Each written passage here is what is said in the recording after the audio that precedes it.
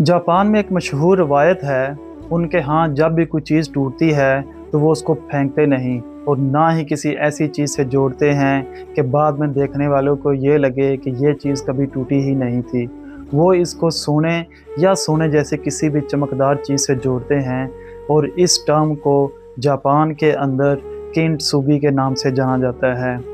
वो इस चीज़ को जोड़ने के बाद इसको बताते हैं कि ये चीज़ उसके लिए कितनी इम्पोर्टेंट और वैल्यूएबल थी, और यही ख़ास मिसाल हमारे ऊपर भी इसी तरह ही इम्प्लीमेंट होती है।